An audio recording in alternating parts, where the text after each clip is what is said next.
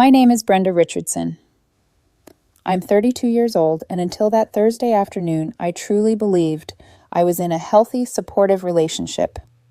Caleb Reed and I had been together for 3 years, living together for almost 2.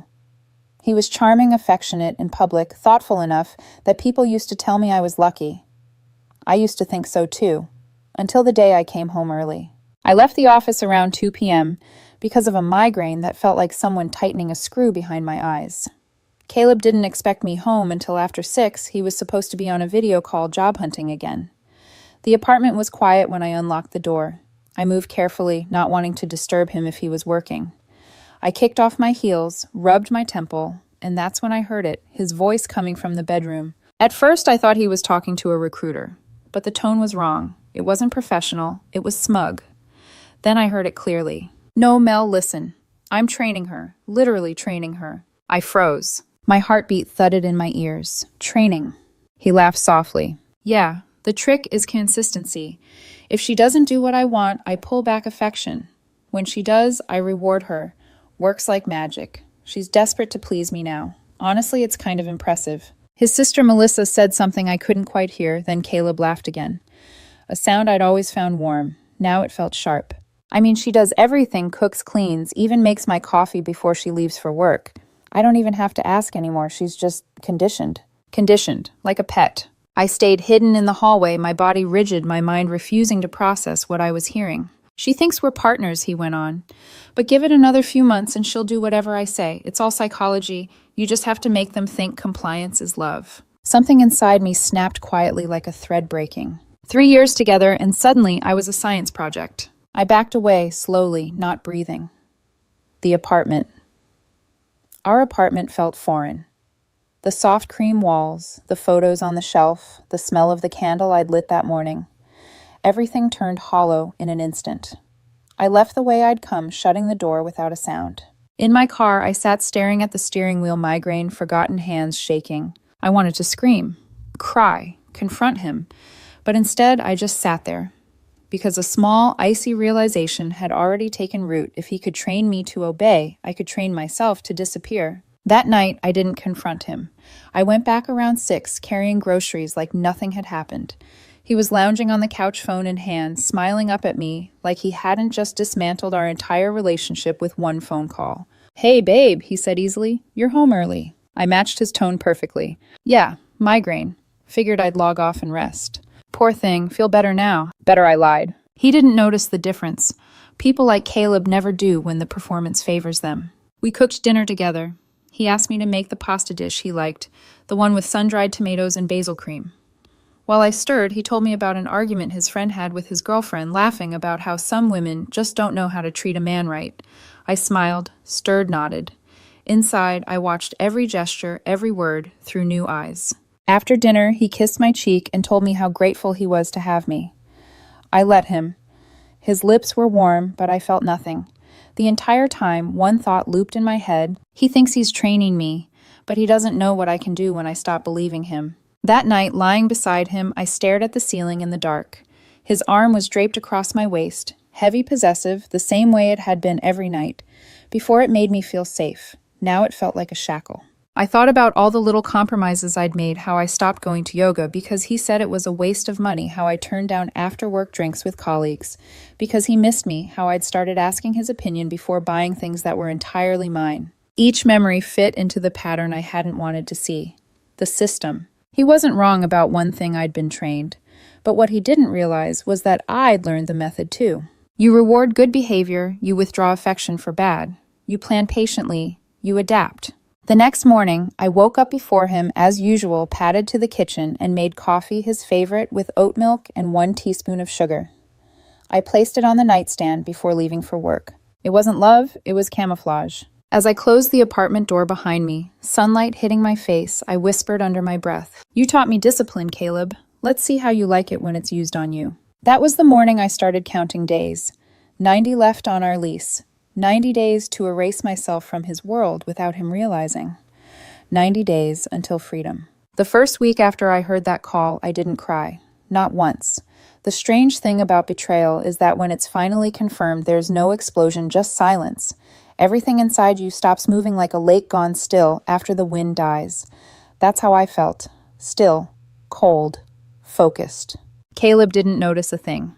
He still left his dishes on the counter, still asked if I could run the laundry since you're faster at it, still kissed my forehead before bed and called me his perfect girl. I said sure, smiled, and made a list in my head of what was mine. Every book, every piece of furniture, every receipt. My brain cataloged it all with military precision. I opened a new bank account during my lunch break 2 days later, transferred just enough each week to avoid suspicion. Then I visited an apartment complex 20 minutes away, small, quiet, with a corner unit that got morning light. The manager handed me the key to look around. White walls, a balcony with cracked tiles, a faint smell of paint. To me, it smelled like oxygen. I signed the lease that same afternoon. Caleb texted me while I was filling out the form. "Hey, can you grab milk on your way home?" I typed back, "Sure." 2 letters that sounded obedient but were really the opposite. That night, I made his favorite dinner grilled chicken and lemon risotto the same way I had 100 times before. He talked about his day, mostly about how exhausting job hunting was, how the market's unfair to people like me. I nodded sympathetically, even though the irony made my skin crawl. When I brought up my own work project, he cut in mid-sentence. "You should really relax more, Brenda. You get so wound up about your job." There it was again, that tone. Patronizing disguised as concern. I smiled softly, pretending to take it as care. Inside, I was building walls, 1 brick at a time. By the second week, I started altering the routine, small things at first. Stopped making his morning coffee. When he asked, I said I was running late. Stopped folding his laundry, claiming deadlines at work. I began cooking portions for one and told him I was trying a new diet. He noticed, of course. "You've been weird lately," he said one night, half joking but testing me. "Just tired." "Well, don't take it out on me." "I'm not," I replied quietly. "I just need space." He blinked, surprised, then smiled in that polished way manipulators do when they sense their grip slipping. "You know I love you, right?" "I know." And I did. I knew exactly what kind of love it was, conditional, strategic, and entirely about control. Every morning I carried out tiny acts of rebellion. I started leaving earlier for work to visit the storage unit I rented under my name, where I stacked boxes, books, old photos, keepsakes from before him. I'd tell Caleb I was stopping for coffee or going in early for meetings. He never questioned it. He liked thinking I was predictable. 3 weeks in, my colleagues noticed something was different. "You seem calmer," my friend Lily said at lunch. "Like peaceful." I smiled, stirring my soup. "I've been sleeping better." It wasn't a lie. For the first time in months, I actually was. At home, I'd sit with Caleb watching TV, nodding in the right places, my mind elsewhere, rehearsing the last day, the boxes, the door closing. Each evening became a scene I was directing from the inside out. One night, as I was folding some of my clothes to pack, discreetly Caleb came behind me, wrapped his arms around my waist, and murmured, "I miss you lately. You've been distant." "Just work stress," I said, keeping my voice steady. "You sure there's not something else?" "I'm sure." He studied my face for a moment, looking for cracks. Then he kissed the top of my head. "You know relationships are about effort. Don't forget that." "I won't," I whispered. What I didn't say was that I'd been putting in more effort than he'd ever known not to stay, but to leave without letting him sense it. As the days passed, I found comfort in routine scanning leases during my lunch hour, setting up auto pay on my new utilities, changing my direct deposit. Each step felt like tightening a bolt on my escape plan. On the surface, nothing changed. We still went grocery shopping together, still had Sunday brunch, with his friends, still posted smiling pictures on social media. The illusion was intact, and that was the point. But inside, the dynamic had flipped. He didn't realize it, but he wasn't the one training anyone anymore. I was. Every calm response, every polite nod, every fake smile, they were all conditioning him to believe nothing was wrong. Sometimes I'd watch him scroll on his phone, laughing at memes, completely unaware that I was no longer really there. That realization filled me not with sorrow, but with power. The night before everything was set, I sat on the couch while he watched a movie. My phone buzzed with an email confirmation lease approved. Move-in date, March 29th. I stared at it until my eyes blurred. Caleb leaned over. "You okay?" "Yeah," I said softly. "Just thinking." "About what?" "The future." He smiled, taking my hand. "I like when you think about that with me." I looked at him, the man who once made me believe love meant obedience, and I smiled back. Because for the first time when I thought about the future, he wasn't in it. The morning of March 29th felt strange, too bright, too quiet. I'd taken the day off work pretending I had a presentation to finish from home. Caleb had left early wearing that worn blue jacket I once loved. The one I'd bought him after our first year together. He kissed my cheek before he left, said, "Don't forget to eat something today." I smiled, nodded, and closed the door behind him. The moment it clicked shut, I exhaled. Every box I'd hidden in the trunk of my car over the past few weeks waited in the hallway now. I brought up the last set from the basement storage, lined them neatly on the floor, and looked around. It wasn't just an apartment anymore. It was evidence of a story that had ended long before today. I started packing in silence the way you might handle something sacred. My books first, each one with a folded corner, a note, or a memory. Then my clothes, my kitchen tools, the framed photo of my parents I'd kept on the dresser. Every item was a piece of me I'd left dormant while trying to be his idea of perfect. By 2 in the afternoon, most of my things were taped up and labeled. The air smelled of cardboard and lemon cleaner. I was loading a box of plates into the trunk when I heard the sound that made my stomach drop the front door unlocking. He wasn't supposed to be home until 5. Brenda Caleb's voice floated down the hall, casual but curious. "You here?" I froze, mid-step, fingers clutching the box. He rounded the corners, stopped and blinked at the sight of half the apartment dismantled. "What? What are you doing?" I set the box down carefully. "Packing." He laughed a little confused. "Packing for what?" "For leaving." It took a second for the words to land. Then his smile faltered. "Funny. Seriously, what's going on?" "I'm moving out." The confusion on his face twisted into disbelief, then panic. "Moving out? What are you talking about? We didn't discuss this." "No, we didn't." He stepped closer, tone shifting. "Brenda, stop. Whatever this is, we can fix it. You've been stressed." "I get it, but running away. Come on, this isn't you." I looked at him, really looked. The man who had once seemed so charming now just looked small. "You're right," I said quietly. "This isn't me. Not anymore." His brow furrowed. "Where is this coming from?" "From a phone call," I said. "A Thursday afternoon, about 6 weeks ago." The color drained from his face. "What phone call?" "The one where you told your sister you were training me." He blinked rapidly, searching for a lie to hide behind. No, that was God. You weren't supposed to hear that. I didn't mean it like that, Brenda. You said I was conditioned, that you pulled back affection when I didn't comply, that I was desperate to please you." He stepped forward, voice trembling between anger and guilt.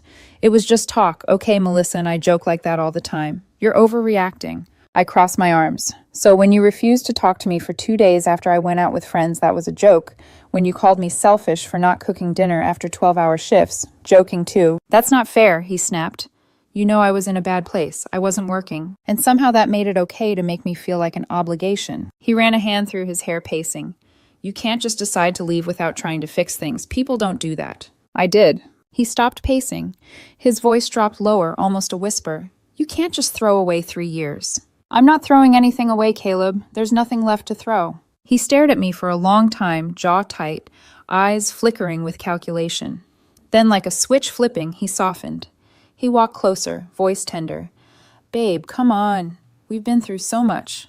You're just hurt right now. I love you." I shook my head. "You love control." He reached for my hand, but I stepped back. That movement, tiny as it was, broke the last illusion between us. His tone changed instantly. "You'll regret this," he said, sharp now. "You think you can do better. No one's going to put up with you the way I did. You're stubborn. You work too much." "I'd rather be stubborn than obedient." He stared, realization dawning that I wasn't bluffing. I turned toward the boxes, lifting one again. He followed, voice cracking. "Please, Brenda, we can talk to someone. Therapy, whatever you want." I looked at him, calm. I already did. I talked to myself. I listened this time. He went silent. For the first time, I saw fear flicker across his face, not of losing me, but of losing control. 3 hours later, everything of mine was out of that apartment. My friend Lily arrived to help carry the last box. Caleb watched from the doorway, pale and quiet now. When I picked up my bag, he spoke one last time. "You'll miss me." "Maybe," I said, "but at least it'll be my choice." I walked out. The hallway smelled of dust and sunlight. When the elevator doors closed, I saw my reflection, tired, tear-streaked, but steady. In the parking lot, Lily helped load the final box, then looked at me with concern. "You okay?" I nodded. "Not yet, but I will be." We drove away as the sun dipped below the skyline, the city glowing gold behind me. For 3 years, I'd lived in a cage with open doors, too afraid to walk out. Now, for the first time, I had. I didn't cry. I didn't look back. Because the truth was simple, he taught me obedience, but I'd learned freedom. The first night alone in my new apartment was both terrifying and liberating. I had no furniture besides an air mattress and a small lamp I'd picked up at a thrift store on the way. The air smelled faintly of new paint and cardboard, and the walls echoed with my every movement. I lay there staring at the ceiling, waiting for tears that never came. What I felt wasn't sadness, it was relief, so sharp it almost hurt. By the second night, my phone started buzzing. First a few texts, then dozens. Caleb, I just need to talk to you. Caleb, you don't get to walk away like this. Caleb, please, Brenda, I didn't mean what I said. I didn't answer any of them. I turned my phone face down and let it vibrate on the floor until the battery died. By the weekend, the calls turned to voicemails, half pleading, half accusing. The same loop, you misunderstood me. I love you. You're cruel. You're overreacting. Each message was another attempt to reset the dynamic to make me the guilty one. But his voice, once powerful, now sounded like static background noise to a life that no longer belonged to him. On Monday morning, his sister Melissa called from a number I didn't recognize. Brenda, it's Melissa. Look, Caleb's devastated. He told me what happened. I stayed silent listening. He said you took off without warning that you're refusing to talk. Relationships take work, you know. You can't just bail when things get hard. That line almost made me laugh. It was word for word what Caleb had said when he wanted me to ignore his behavior. Melissa, I said quietly, do you know what your brother told you about me 6 weeks ago? A pause. What are you talking about? He said he was training me. Silence. Then a nervous chuckle. You're taking that too literally. He jokes like that. Right, I said softly. A joke that lasted 3 years. I hung up before she could answer. After that, the silence was different. Heavy, but peaceful. I started creating new routines, ones that were just mine. Morning coffee on the balcony, no sugar, no oat milk. I cooked dinner at odd hours, sometimes just eggs or pasta, sometimes nothing at all. There was no one to comment, no one to correct. The apartment began to feel like me. Books stacked haphazardly, paint samples taped to the wall, the soft hum of freedom filling every room. A few weeks later, I went grocery shopping on a Saturday morning and ran into someone I hadn't seen in years, Daniel Cole, a friend from my previous job. He'd always been kind in that quiet, unobtrusive way that made you feel safe just standing next to him. Brenda blinked surprised.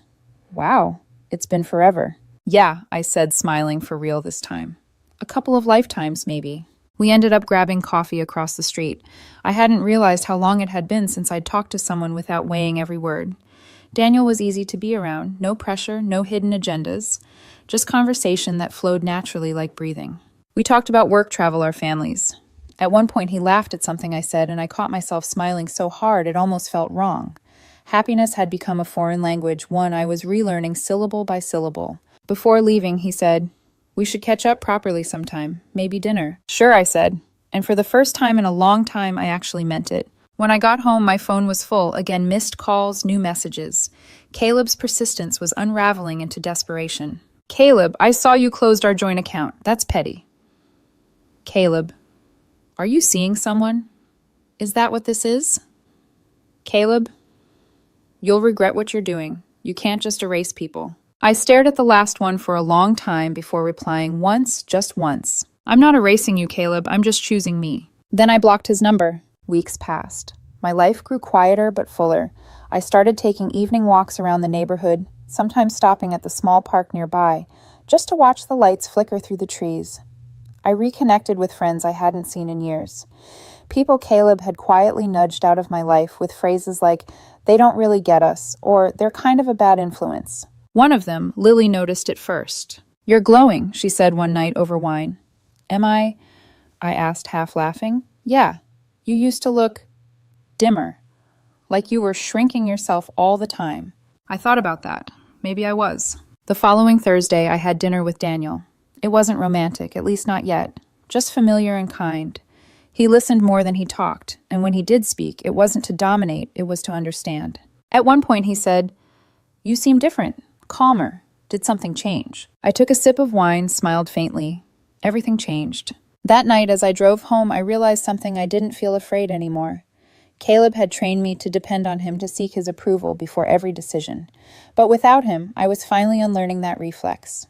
Every small choice, what to eat, when to sleep, who to spend time with, felt like reclaiming tiny pieces of my own life. He kept trying, of course. Fake email addresses, mutual friends reaching out on his behalf, even a handwritten note left under my office door, "You'll always be mine." I didn't respond. I kept everything, each message, each attempt documented and stored in a folder labeled "Evidence just in case." But I refused to let fear win. Because the truth was simple, he had trained me to comply, yes. But he'd also trained me in patience, observation, and strategy. All the skills he used to control me were now the ones I used to dismantle his control. Every day I woke up a little stronger, a little more myself. And though the shadow of what happened still lingered, I could feel something new taking its place, peace. Real peace. The kind that doesn't need anyone's permission. It started subtly, a pattern I almost missed. First, a coworker mentioned that someone had called the office asking to confirm my schedule. Then I noticed a familiar car parked across the street. When I came home, the same gray sedan Caleb used to drive. I told myself it was coincidence, but deep down, I knew better. Caleb wasn't used to losing control. Letting go wasn't in his vocabulary. Manipulation was. A week later, the illusion of coincidence shattered completely. My phone rang one evening as I left work. Unknown number. I almost ignored it until I heard his voice.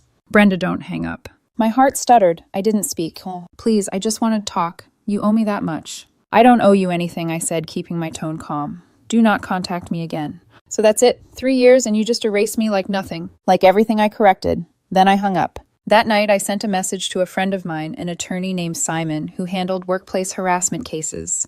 I forwarded him screenshots, call logs, even the letter Caleb had left at my office door the week before.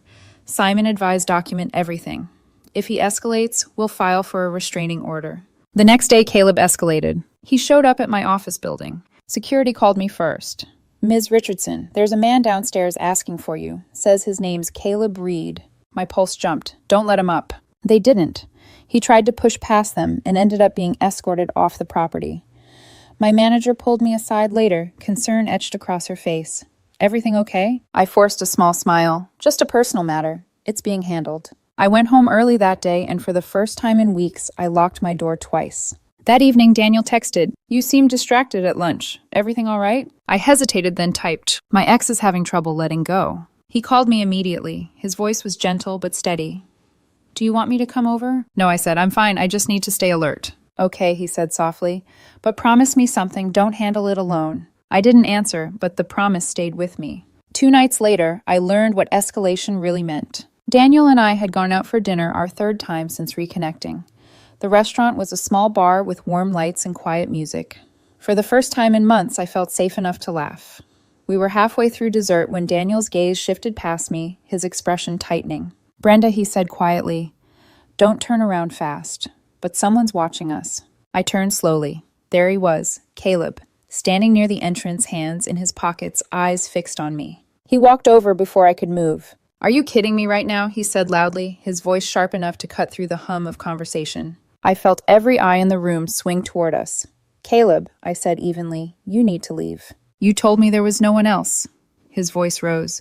"A month ago you said you just needed space, and now you're out playing house with him." Daniel stood up slowly, placing himself slightly between us. "You're making a scene. Leave before I call security." Caleb scoffed. "Who even are you?" Daniel's tone didn't waver. "The person asking you to back away." Caleb turned his glare to me. "You're pathetic, Brenda. You'll ruin this one too. You always do. You're impossible to please you." I stood then, calm, cold, done. "That's enough." The manager came over, firm voice, cutting through the tension. "Sir, you need to leave or I'm calling the police." Caleb hesitated, then gave a bitter laugh. "Enjoy your rebound." He looked at Daniel. "Good luck cleaning up her mess." And just like that, he stormed out, leaving the restaurant in stunned silence. I sank back into my chair, my hands trembling slightly. Daniel reached across the table and gently touched my wrist. "You don't have to explain anything," he said, "but I think you should report that." "I already have a lawyer keeping records," I said quietly. "I just didn't think he'd actually show up." "That's how control works," Daniel said softly. "It doesn't like being told no." On the drive home, I kept replaying the scene. His words, his face, the way he tried to humiliate me publicly because he couldn't own the loss privately. It didn't make me sad this time. It made me angry. The next morning, I met Simon at a cafe. We drafted a formal cease and desist notice, one text away from a legal restraint. That same night, I sent Caleb a final message. "This is harassment. Contact me again and I will pursue legal action." Then I blocked him everywhere. A week passed. No calls, no notes, no sudden appearances. The quiet felt suspicious, but I took it. I used that time to rebuild something he'd nearly destroyed my sense of normal. Daniel helped without trying to. He never pressed, never pried, never treated me like I was fragile. One evening, while we were walking home after a movie, he said, "You still flinch when someone raises their voice nearby." I looked down. "I'm working on it." He smiled faintly. "I know. I just wanted you to notice how far you've come." His words sank deep, not praise, not pity, just truth. Still, the shadow of Caleb lingered. About a week later, Lily called me. "Brenda, have you seen what he posted?" I hadn't. But when I checked there, it was a long, vague social media post about being betrayed by someone who used him, stole from him, and ran away. He didn't mention my name, but he didn't have to. Anyone who knew us would know. I didn't respond. I didn't comment. Instead, I turned off my phone, made tea, and sat by my window while rain tapped softly against the glass. For the first time since leaving him, I realized something simple. I wasn't afraid anymore. Annoyed, maybe. Angry sometimes. But fear, that was gone. He could post call and vent stories, none of it mattered, because I had something he'd never have again: distance. He had trained me to react to chase, to apologize. Now I'd trained myself to stay still. And nothing unnerved him more than my silence. By the time summer arrived, nearly 4 months had passed since I'd walked out of Caleb's apartment. The city felt different now, lighter somehow, like I was finally breathing air that belonged only to me. My new apartment had slowly transformed from an empty shell into a reflection of the person I used to be before him. The walls were covered in framed photos, the shelves full of books, and my kitchen finally smelled like food I cooked for myself, not for approval. Caleb's shadow had faded to an echo, but every now and then the past reached for me in whispers. I'd hear his phrases in my head. "Relationships take effort," or "You're too emotional," or "No one else will put up with you." They used to sting. Now they just reminded me how small his voice had become. He tried one last time in late May. A letter slipped under my door, handwritten messy. It said he forgave me for hurting him, that he hoped someday I'd realize how much I'd thrown away. It ended with a single sentence: "You'll never find someone who understands you like I did." I folded it once calmly and dropped it into the shredder. What he didn't realize was that I didn't want to be understood the way he understood me, through power, compliance, and control. I wanted to be seen, not studied. Loved, not managed. Daniel helped me remember what that felt like. We'd kept things slow, almost cautiously gentle. Dinner once a week, sometimes a movie, sometimes just a long walk through the park near my apartment. There were no games, no silences designed to make me guess my worth. If he said he'd call, he did. If I needed space, he gave it. One night as we cooked together, real teamwork laughter, burnt garlic, and all, he looked at me across the counter and said, "You know you can relax around me, right?" I raised an eyebrow. "Do I seem tense?" He smiled. "Sometimes you act like you're waiting for a test you didn't study for." The remark hit deeper than he meant it to. I took a breath. 3 years of walking on eggshells doesn't go away easily. "I know," he said quietly. "Just wanted you to know, there's no test here." That simple sentence, "no test," stayed with me for days. Because that was what Caleb had done all along, turned love into an exam with shifting questions and invisible answers. I'd spent years trying to pass, and the day I stopped trying was the day I finally graduated. My friends noticed the change before I did. "You're glowing again," Lily said one evening when we met for drinks. "The version of you from before Caleb, she's back." "She never really left," I said. "She just got buried." Lily smiled. "Well, she's definitely unburied now." Around that time, I heard through mutual acquaintances that Caleb had moved back in with his parents. His new relationship, the one he'd flaunted online to make me jealous, had fallen apart within weeks. Apparently, he'd tried the same patterns, the same control games, but it hadn't worked. The new woman had left him faster than I did. When I heard that, I didn't feel vindicated. I didn't even feel anger, just pity. People like Caleb don't change. They just start new rehearsals with new audiences. I'd spent years believing I was weak for staying, but in truth, I'd been learning slowly, painfully, methodically. Every manipulation he used on me had become a lesson in disguise. He taught me patience, observation, resilience, strategy. The training worked, just not the way he planned. He trained me to anticipate moods. I learned to read intentions. He trained me to stay quiet. I learned to listen to my own silence. He trained me to submit. I learned how to walk away. By mid-June, I felt like my life was mine again. Work was steady. I'd been promoted after leading a major campaign, something I might never have had the confidence to do while still under his shadow. My colleagues noticed the difference in my energy, the way I spoke up in meetings, the calm confidence in my decisions. Freedom had a way of making competence bloom. One Saturday, Daniel and I went hiking in the countryside. The air smelled like pine and sunburnt grass, and somewhere between a steep climb and a breathtaking view, I realized something. I wasn't haunted anymore. I wasn't looking over my shoulder or waiting for my phone to buzz with his name. I was just living. When we reached the top, Daniel sat beside me, handing me a bottle of water. "You look happy," he said. "I am." He smiled, eyes soft. "That's a good look on you." For the first time in years, I didn't shrink from being seen. That night, as I sat alone on my balcony watching the city lights blink like distant fireflies, I thought about the girl I used to be, the one who made excuses for every cruel word, who apologized for existing too loudly, who thought love meant endurance. She deserved better, and I was finally giving it to her. People often talk about closure like it's a door you get to slam, but it's quieter than that. Closure is waking up one morning, making coffee, and realizing you haven't thought about the person who hurt you in days. It's hearing their name and feeling nothing but a faint passing acknowledgement, "I survived that." The last thing I wrote in my journal about Caleb was this: he thought I was a project to perfect, but I was never broken. He only taught me how to rebuild myself from the inside out. Now, when someone asks me what happened, I don't tell them about the manipulation or the phone call or even the day I left. I tell them this instead: he trained me to comply. I trained myself to leave. The difference is my training actually worked. I closed the journal that night, feeling a peace I hadn't known in years. I wasn't his project anymore.